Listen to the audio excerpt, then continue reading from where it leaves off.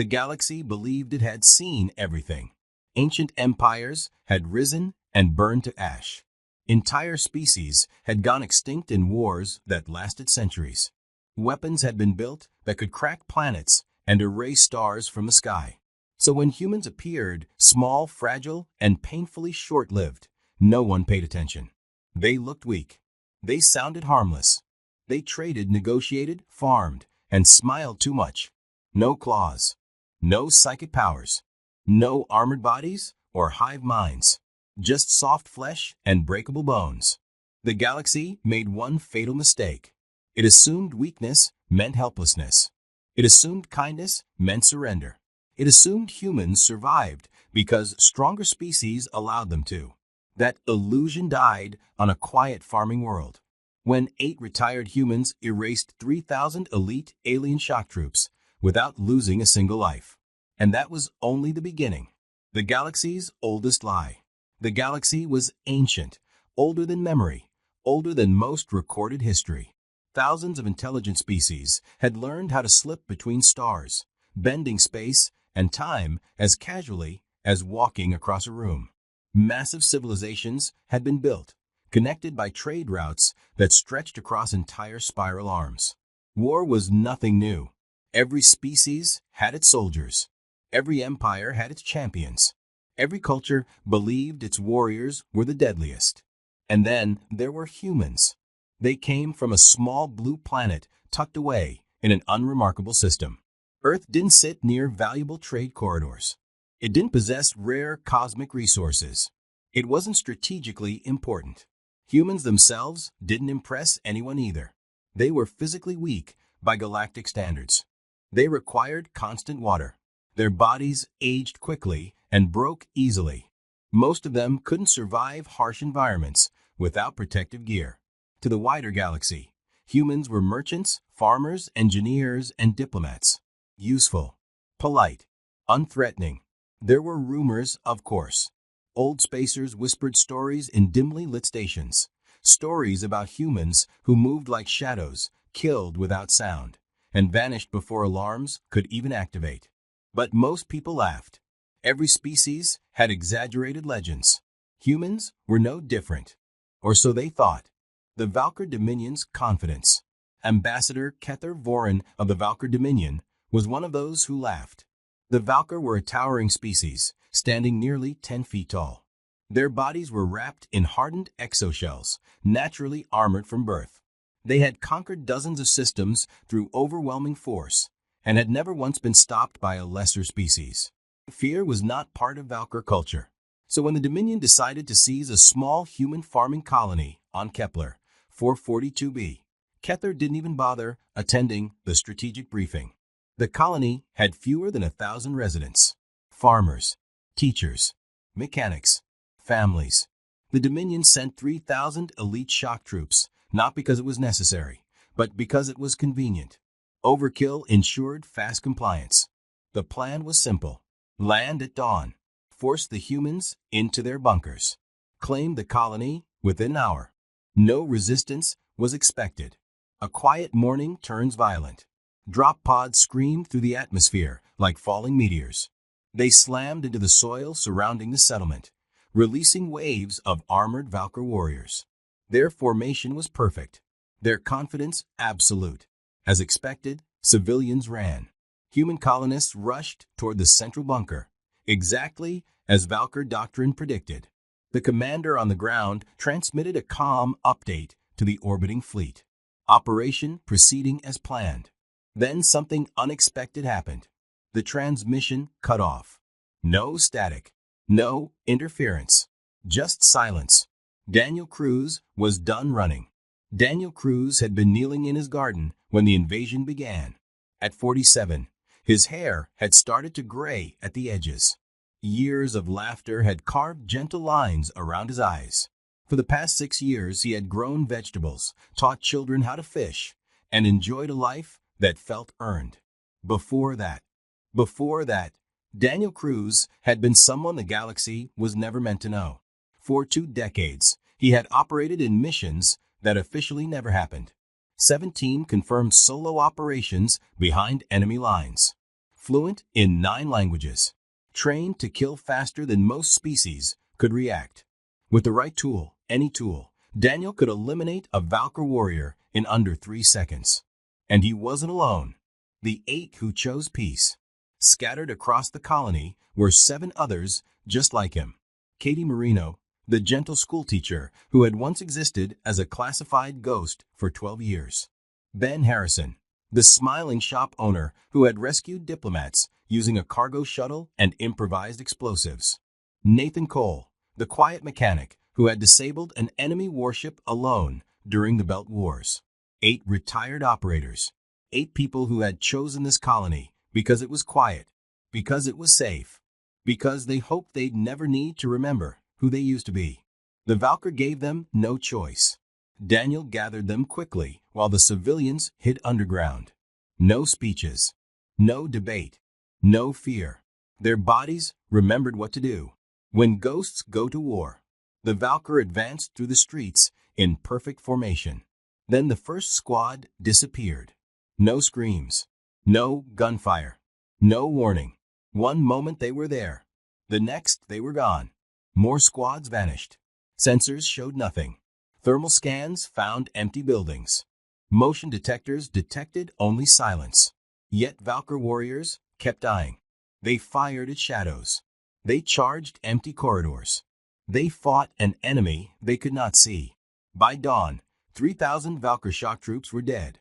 Not a single human had been seriously injured. And the galaxy's oldest lie was shattered forever. The silence from Kepler. 442b reached the Valkyr command ship less than an hour after the invasion began. At first, Ambassador Kether Vorin assumed it was a technical failure. Ground operations occasionally lost signal during atmospheric interference. It was inconvenient, but hardly alarming. 5 minutes passed, then 10. Still nothing. No battle updates. No casualty reports. No victory confirmation. Only silence. Kether's confidence began to fracture. He ordered a full-spectrum scan of the colony. Orbital sensors swept the surface, searching for heat signatures, movement, signs of combat. The data made no sense. 3,000 Valkyr shock troops, fully armored, heavily armed, were simply gone. No retreat formations. No defensive clusters. No signs of organized resistance. Just thousands of dead bodies scattered through the settlement like broken statues. Kether read the report once, then again, then a third time, slower. 8 humans. That was the number listed under hostile combatants. 8. The ambassador's armored limbs trembled. This was not defeat. This was annihilation. The galaxy demands answers. News traveled fast across known space. The Valkyr Dominion tried to suppress the incident, but it was impossible. Too many sensors had recorded the aftermath. Too many independent traders had seen the bodies before cleanup crews arrived. Within days, the Galactic Confederation issued an emergency summons. Representatives from hundreds of species gathered in a vast circular chamber, suspended in orbit above a neutral world. Wars had been declared in that chamber. Civilizations had ended there. Now every seat was filled. At the center stood the Valkyr delegation, humiliated and furious. How, demanded one representative, did a farming colony destroy an elite invasion force? Kether had no answer, because the truth was worse than ignorance. The truth suggested the galaxy had misunderstood humans on a fundamental level. A smile that changed everything. The human ambassador arrived last. Her name was Lisa Dawson. She didn't wear armor. She didn't bring guards. She walked into the chamber with calm confidence and a warm, disarming smile, as if she were attending a routine trade meeting instead of a council on galactic security. When asked to explain Kepler 442b, she did not hesitate. "We call them special forces," she said simply. The chamber erupted. Elite warriors existed in every civilization. That alone was not shocking. "What makes yours different?" demanded a reptilian warlord whose species bred soldiers by the millions. Dawson folded her hands. "They're very good at what they do."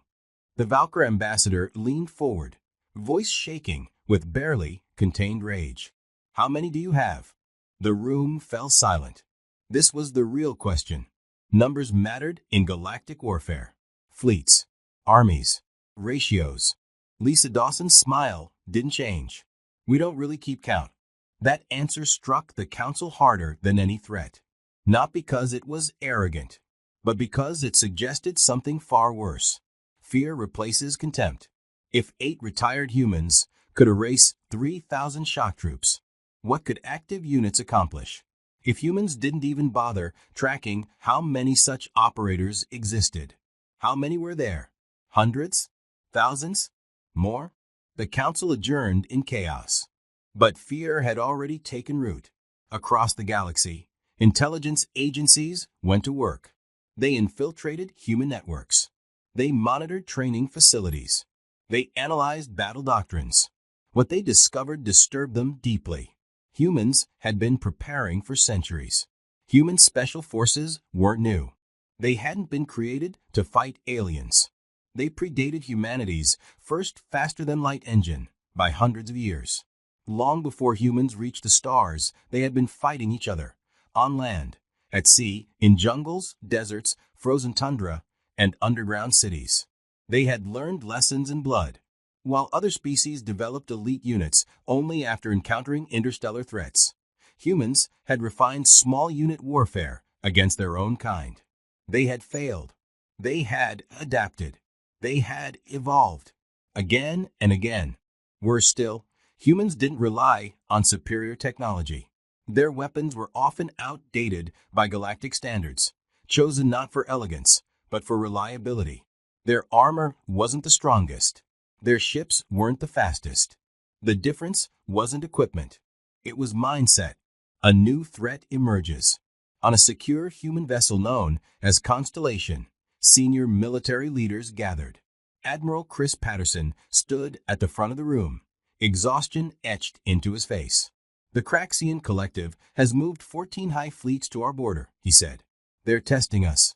Captain Michelle Torres frowned. "They think Kepler 442b was propaganda. They've convinced themselves 8 humans couldn't do that," Patterson replied. "They believe we exaggerated." Commander Megan Walsh leaned forward. She was forgettable by design. Plain features. Unremarkable voice. A woman trained for 20 years to disappear. "This wasn't coincidence," she said. "What do you need us to do?" The Admiral brought up a holographic map. A single planet blinked red. "Craxian Prime," he said. "They're developing biological weapons. Human-specific." The room went still. "They're designing diseases meant only for us," Patterson continued.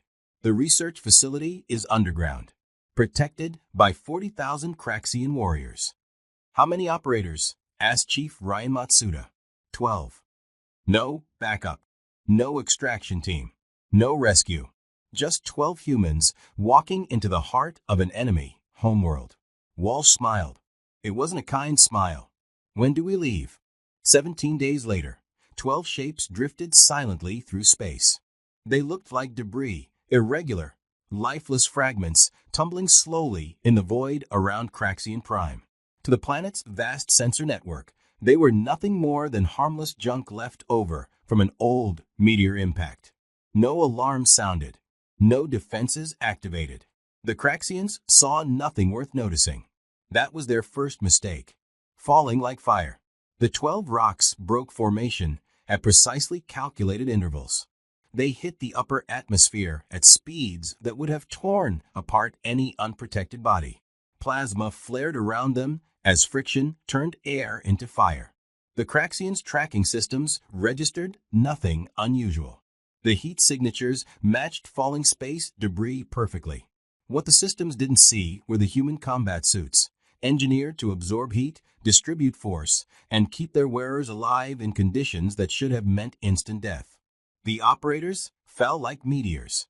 They landed in the acidic swamps 60 kilometers from the research facility, sinking knee-deep into corrosive mud that could dissolve exposed flesh in seconds.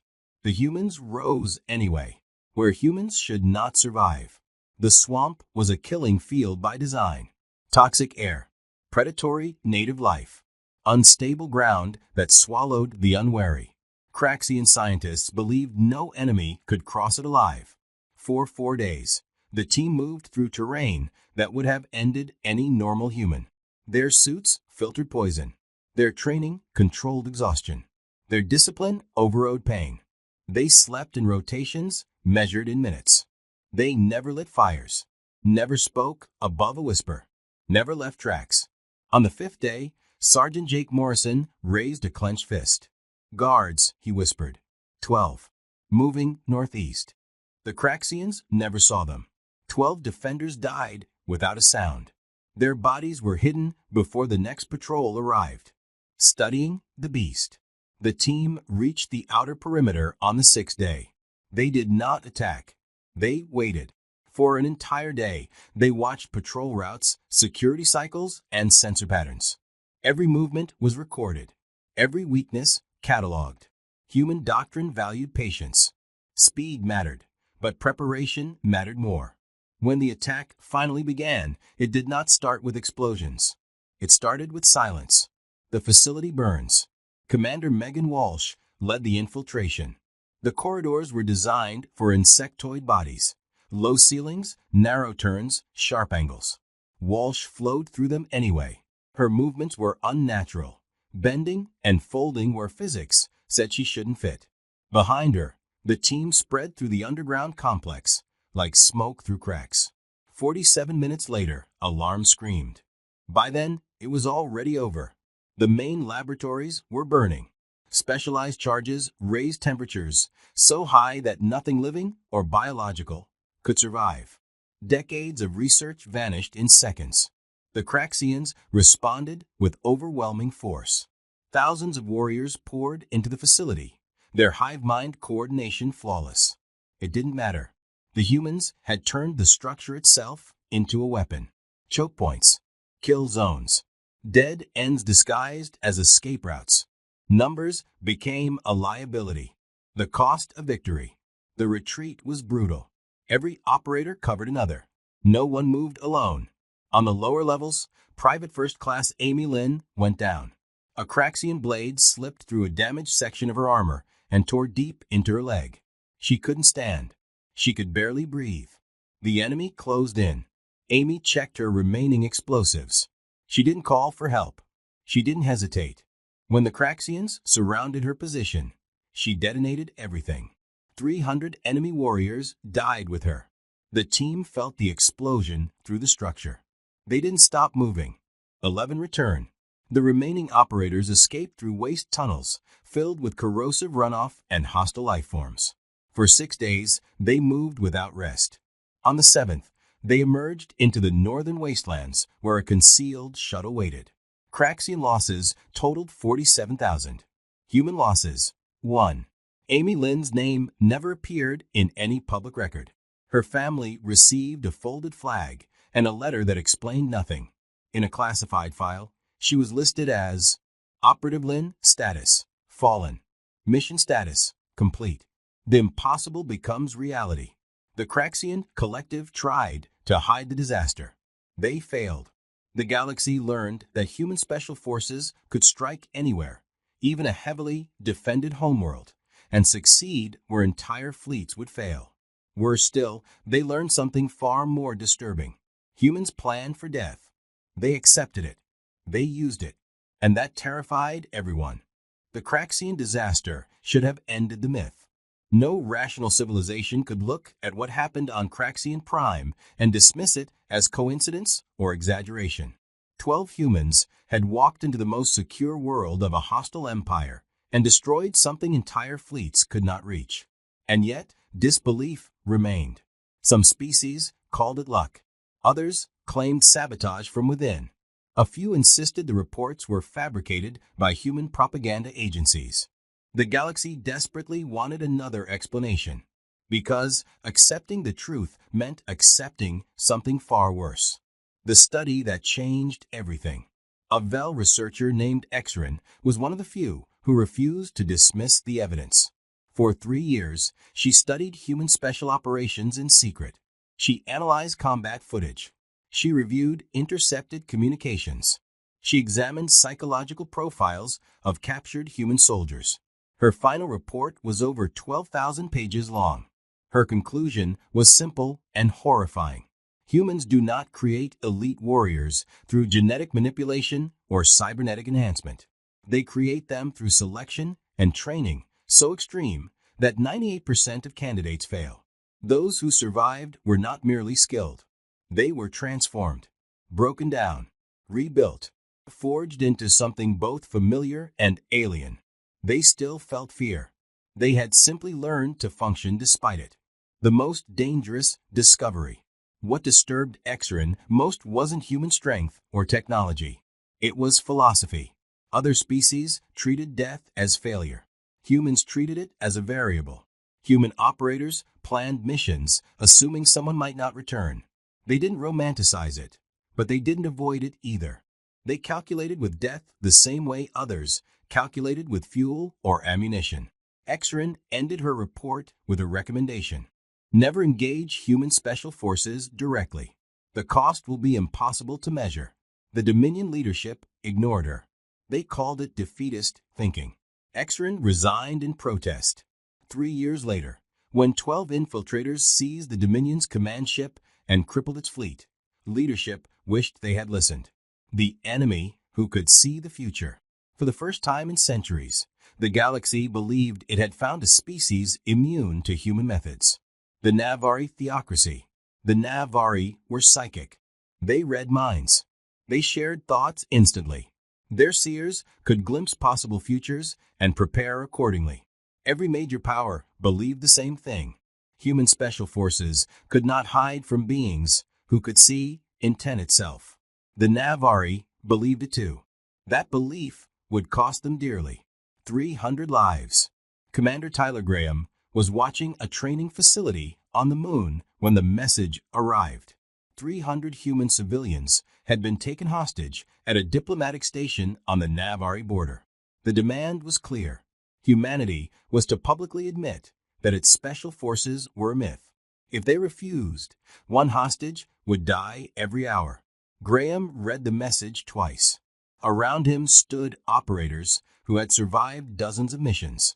Men and women who understood exactly what this meant. "We deploy in 6 hours," Graham said quietly. Someone asked the question everyone was thinking. "They can read minds," a lieutenant said. "They can see the future." Graham nodded. "Yes," he said. "And they've never fought us before." A new kind of training. Senior Chief Nicole Vance had been selected for the mission for a reason. Most minds thought in words, images, intentions, easy prey for psychic species. Vance had spent 8 years learning to think differently. Her conscious mind was noise, static, meaningless clutter. Decisions happened below awareness, surfacing only as instinct. The Navari could not read what wasn't there. This technique had taken 5 years to develop. It had never been tested in combat. Until now, the blind spot. The team approached the station disguised as meteor debris. They made no plans. They formed no intentions. They existed in a state of pure reaction. The Navari seers felt something wrong almost immediately. The future twisted and blurred. Possibility streams collapsed into chaos. High Seer Zelfin reached out with his immense power. He found nothing. Blank spaces. Moving voids. Fear, real fear, settled into his ancient mind. "They are coming," he warned. "And I cannot see them." There was no signal that marked the beginning of the attack. No synchronized breach. No countdown. No command to move. Each human operator acted when the moment felt right. To outside observers, the operation would have looked chaotic. In reality, it was perfect. Years of training together had built something deeper than communication. They didn't need orders. They didn't need confirmation. They moved as a single system, guided by instinct and experience rather than thought. And that made them invisible. A war without thoughts. The Navari defenders reacted with confusion. Their psychic networks flared, sharing fear and fragmented warnings. The future refused to settle. Every vision ended in static. They could see violence coming. They just couldn't see how, when, or from where. Petty Officer Matt Cooper reached the station's life support systems first. He adjusted oxygen levels by fractions, nothing that would trigger alarms, just enough to slow reaction times and cloud concentration. Chief Warrant Officer Chris Park followed, entering the power grid. He didn't shut it down. He introduced imperfections, random flickers, delayed responses, communication drops that felt like glitches instead of attacks. The station began to fail in small, maddening ways.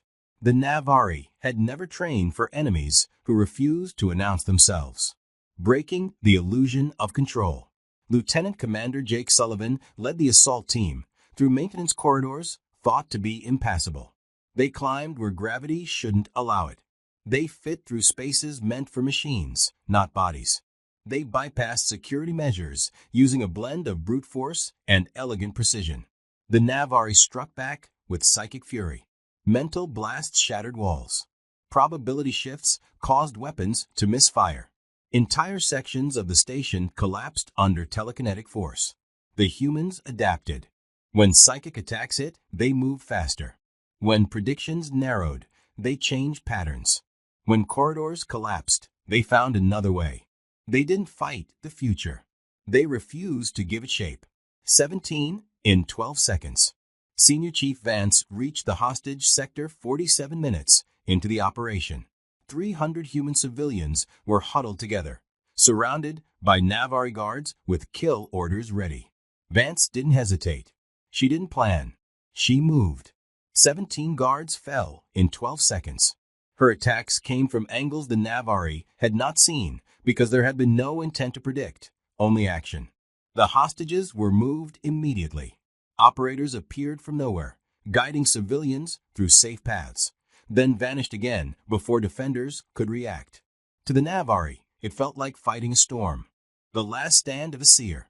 High Seer Zelfin gathered his strongest warriors in the command center. They built a mental fortress, layer upon layer of psychic defense, reinforced by shared consciousness and probability control. Nothing had ever breached it. Commander Graham walked in alone. "I have seen 10,000 futures," Zelfin said, his voice echoing directly in Graham's mind. "In none of them do you leave this room alive." Graham smiled. "You've only seen the futures where I'm trying to survive," he said calmly. "Have you looked at the ones where I'm not?" The seer froze. He reached again into the future and saw it. Paths where the human walked into death without hesitation. Paths where victory mattered more than life. Paths where sacrifice wasn't tragedy, but strategy. Zelfin recoiled in horror. No species had ever terrified him like this. Surrender. 43 seconds later, the High Seer surrendered. Psychic power was meaningless against an enemy who had already accepted the cost. The hostages were evacuated. The operation ended after 2 hours and 14 minutes. 3 operators were wounded. None were killed. The Navari incident shattered the last illusions. No amount of denial could explain how a species without psychic ability had defeated one that could see the future. No propaganda campaign could erase the recordings, the survivor testimonies, or the undeniable outcome. Human special forces were no longer a rumor. They were a strategic reality. And the galaxy didn't know how to handle that. The Emergency Council. The Galactic Confederation called an emergency session within hours. More than 300 species sent representatives. Some arrived in armored warforms. Others attended via hologram, unwilling to risk physical presence in the same room as humans. The chamber buzzed with fear and anger. Ambassador Lisa Dawson stood calmly at her assigned podium. "We demand full disclosure," declared High Arbiter Vexel. "How many Special Forces units do humans possess? What are their capabilities? What are their weaknesses?" Dawson consulted briefly with her aides, then looked up. "I'm afraid that information is classified." The chamber erupted. "You cannot withhold information from this council," Vexel snapped. "We can," Dawson replied evenly. "And we do." A line in the stars. The accusations came fast. Threats, sanctions, calls for humanity's expulsion from the Confederation. Dawson waited until the noise faded. Human special forces are not a threat, she said. Every mission they have ever conducted was in response to attacks on human civilians. The Craxian representative shouted, "You attacked our homeworld. After you developed weapons designed to kill humans specifically," Dawson answered calmly. "We consider that an act of war." She stepped forward, her voice carrying across the chamber. "Let me be clear. We seek cooperation, not conquest. But if anyone threatens human lives, we will respond. The size of your fleets does not matter. The strength of your armies does not matter. Your unique abilities do not matter." Silence fell. "We will find a way." That wasn't a threat. It was a promise. "What makes humans dangerous?" Dawson continued. "We are physically weaker than most of you. We know that. So we adapted." She gestured toward the chamber. "You built your civilizations on power, resources, and technology. We built ours on persistence." Humans didn't dominate because they were stronger. They survived because they refused to quit. That refusal, quiet, stubborn, absolute, was something no sensor could measure and no algorithm could predict. Watching from Mars. Commander Graham watched the broadcast from a secure base on Mars. Around him sat operators whose names would never appear in any history record. People who had shaped galactic politics without ever being acknowledged. "Think they understand now?" someone asked. Graham considered it. "They understand enough to be afraid," he said. "Fear can turn into respect." And the rest. Graham thought of his daughter, Sophie, who had chosen medicine instead of war. "They'll figure it out eventually," he said. "That we're not dangerous because we like fighting. We're dangerous because we don't stop." The real lesson. Human special forces were only the visible edge of something much larger. They were proof of a mindset every human carried.